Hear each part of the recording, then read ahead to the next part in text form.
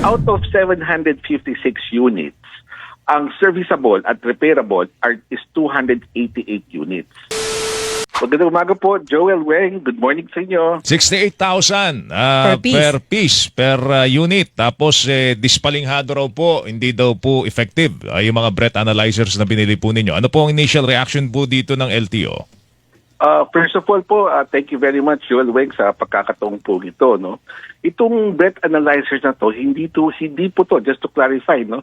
Hindi po to binili under this administration. No? Binili po to in 2015 and 2017. So yung nakaraang administrasyon po to. No? Okay. 150 units na 68,500 bawat isa ang binili noong 2015. No? Costing 10.2 million. In 2017, yung balanse po ng mga kumigit-kumulang 600 units worth 38,800. Yun naman binili in 2017. Totaling, pag tinotal nyo po yan, 33.8 million yung 756 units na pinag-uusapan. But as I said again, no, ito po yung binili ng nakaraang administrasyon. Tapos ito po ay pinabahagi sa lahat ng ating mga region. Kasama na po dyan ng PNP at MMDA. 215 units po sa PNP at 50 po sa MMDA. So in 2018, binigyan ng LTO at that time ng 215 units ang PNP. No? Nagamit naman po yan. No? In fact, nagsoli lang po sila ng 50 units noong 2020. Okay. Then in 2021, nagsoli po sila ng 150 units. No? So, ibig ko sabihin, Teka, Asek, talagang, bakit sinole? Yes. Bakit sinole yung ang ilang sabi, mga ang units? report po sa akin kasi para daw i-calibrate. Okay. Pero, ano ba yun? Talagang every now and then Kailangan kinakalibrate i-calibrate? yan? Kailangan po talaga like any metering unit, okay. kailangan talaga kinakalibrate po yan. Pero ang explica po ka sa akin, in 2018, na-donate na po sa PNP yan. Parang binigay mo na isang kagabitan sa isang tao, di ba?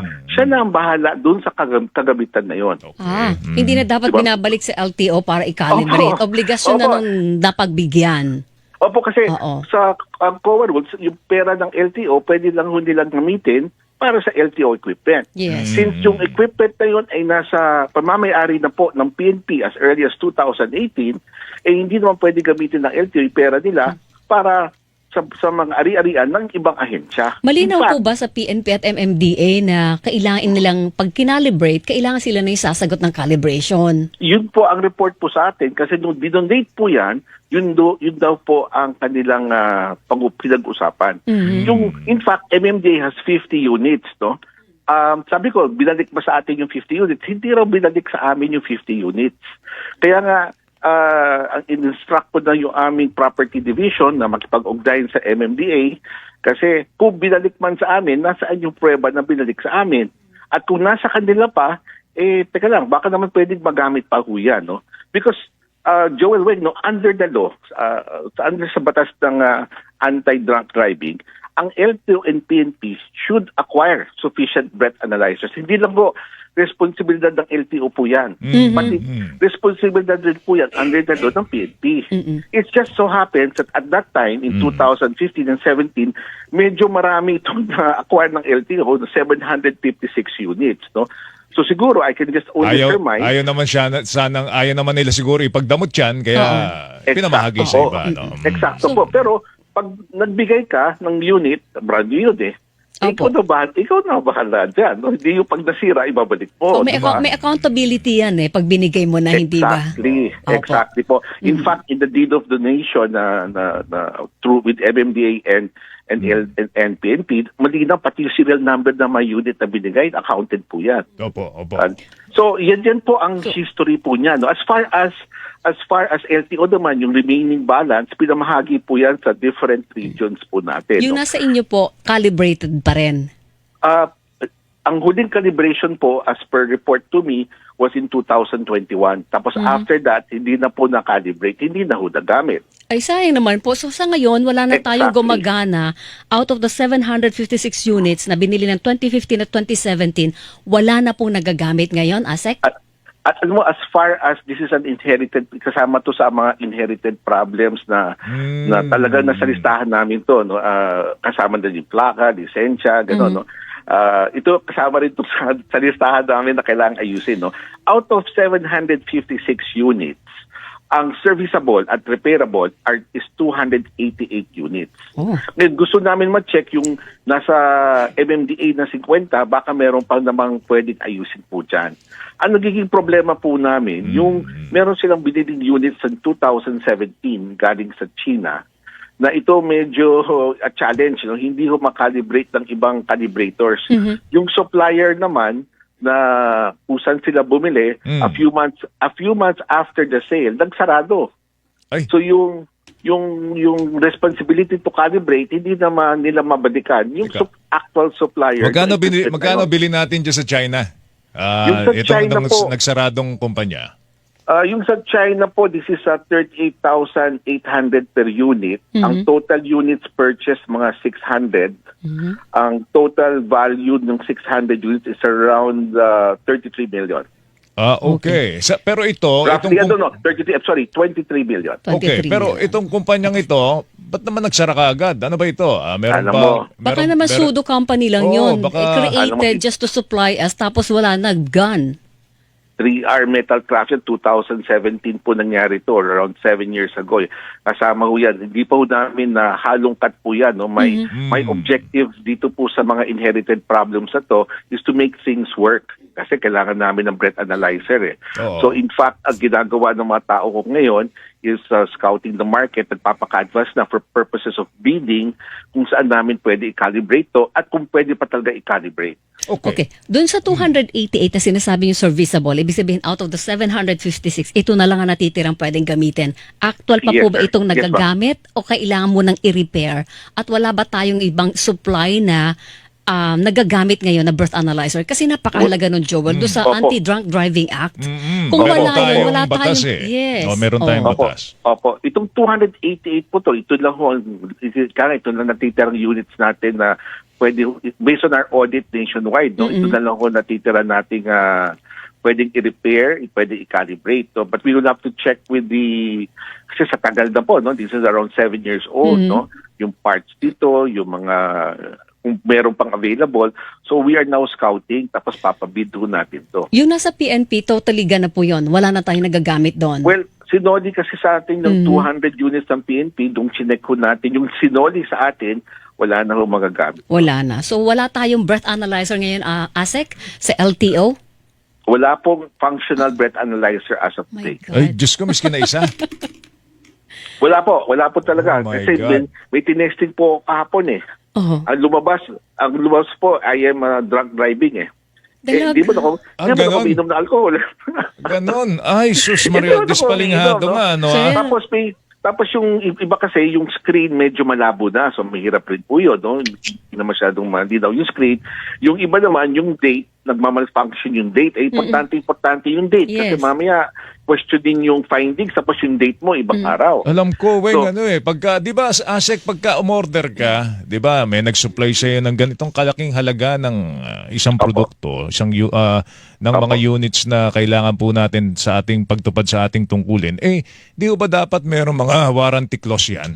2 years warranty Yes. po, Joel. 2 years warranty. So, 2 years Wala warranty. na. Oh. Wala na yun. Paso na. pasado na rin po yung yung warranty. No? Opo, Kaya lang opo. syempre yung available parts. Yes. Kasi kung kinakailangan mo palang Bumili. i-calibrate ito every now and then, Well, yung mabibili mo availability of parts dapat kasama din sa sa ating procurement, di ba? We're taking the cue from Senator Tulfo. Maganda yung kanilang input. Sabi niya, mga 15,000 lang yan abroad. No? So, wini-weigh na yun namin kung papa-repair namin yung equipment o bumili na lang ng bago. Ano mas makakamura ang gobyerno? Kasi itong mga, admittedly, itong ibang equipment, especially the Chinese brand na equipment natin, yung galing sa 3R, medyo not as good as quality as compared to yung Eurolink na brand, no? Yung una. So, titignan, babalansin natin yan kung saan makatipid po ang gobyerno. Sa Ito bagay magandang na to. tanong, Asek. Dahil wala Yes. tayong birth analyzer, wala tayong may ipipresenta sa korte na basihan para sabihin na lumalabag sa Anti-Drunk Driving Act ang isang taong lasing na nahuli ninyo. Hindi pwedeng sabihin na naamoy po yan ng aming traffic enforcer. Kaya pwede niyong kasuhan at ideklarang guilty. Pag Well, nagkakaso po tayo sa Anti-Drunk Driving Act na violation, ano po ngayon ang basihan natin, Ay, Asek? wala po. No? In fact, if you Oh, look at the records, if tatama po kayo dyan, no? If you look at the records, for the last 7 years, from the time na binili po to, no? Mga almost 2,000 apprehensions po na nagawa, no? Tapos meron no na file sa korte and all that, no? But in all these cases, may breath analyzer reading. Kasi kaya tatama ka, Weng, no? If we have no breath analyzer at questionin yung findings ng enforcer natin na lasing siya, magkakaproblema po tayo. Diyos Okay. mio. Meron naman tayong di ba? Meron tayong, Weng, ano yun? Tawag doon yung camera? Body cam? Body cam. Hanggang ngayon, Opo, ba opo, meron opo. tayong body cam, Asek? Opo. Okay, hindi naman kailangan i-calibrate. Di, okay. Okay. Yeah. Kung meron tayong body cam, Okay. minsan Okay pag po, nakakahuli body cam. tayo ng lasing, pwede merong test doon na pinaglalakad Sa US, mo, pag di ba? maglalakad din, di ba? Ginagawa po ba Sobriety natin yun dito, yung sobriety test na yun? Opo, in fact, ayon sa batas, the first thing that an enforcer should do is conduct a field sobriety test. Di muna breath analyzer.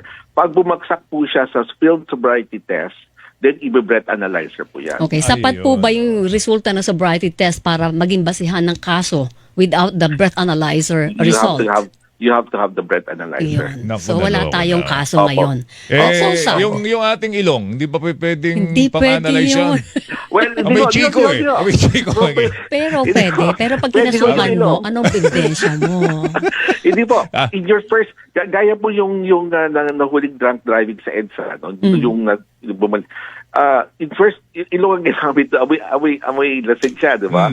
Tapos tinanong naman siya, Oo. ikaw ba'y nakainom? Inamin naman po niya na siya'y nakainom, ganyan, all that, no? But it might not be enough to prosecute for criminal offense kasi walang breath analyzer. Yun. But it will be sufficient enough for administrative sanction. Kaya nga yung driver na yon na umamin na siya ay lasing, na nakainom, it was enough for us to, among other things, no, yung mga pag one-way trip niya, tapos inaamin niya na hindi niya kabisado ang mga rules natin sa daan kasi sa Amerika siya talaga nakatira, no. On that basis, na-revoke po ang kanyang lisensya. Alright. When is the fastest time na makakakuha tayo nito? Kung magpapa-bid out tayo ulit, sinasabi nga mas mura. Within the year ba? Kaya to, Asek? No, next month po to. I'm delayed na po. Admittedly, I'm delayed on this because of the other priorities, yung mga inherited problems din po natin to na inaayos. Pero it's no excuse, no? Kasi nagkahirap lang kami in getting an audit kasi nakalat po yung equipment nationwide eh. Wala naman isang lugar lang. So it took a while for us to assess the equipment in each region. But ngayon na alam na namin lahat to, so we're now doing a market study kung saan natin pwede, calibrate if that will be the most cost-effective means moving forward. Then we're also comparing, no, kasi with the input of Senator Tulfo, okay po din ba bubili ng bago? Tapos we will compare, ano ba mas mura sa atin, i-calibrate na lang or i-bubili ng bago, given the cost. No? So if it's cheaper, kung masyado mahal pa i-repair and calibrate, Bili na lang ng bago. At saka may bagong terms. Bago na lang tayo. Meron Saka kang yung bagong bagong warranty, terms. Oh, yan. brand new Oo. pa, bago ang teknolohiya, at meron kayong solid na hindi fly-by-night na kumpanyang pinut up lang para mag-supply sa At atin. pagkatapos na Correct po. ilang buwan magsasara na. Oo. Correct po. Kaya pinag-aralan rin namin yung mga problema na nagawa. I mean, Baka kinakailangan nyo rin silipin, baka overprice yung ano. Oo, yung presyo Yung ng presyo, di ba? 68,000. that will be 26,000. Joel, ang top priority natin yun is to get these analyzers down on the road. Yun ang Yes. unang akin, no? Opo. Yung due diligence or audit review ng actual bidding nito, we can do that later po. No? Alright. Pero akin po, my first priority is ayusin itong mga breath analyzers. At makagamit tayo ng analyzer kasi kailangan sa batas Opo, yan. opo. Ano, Yes. ah. Sir, Opo. thank Asek, you. mag-ingat ka.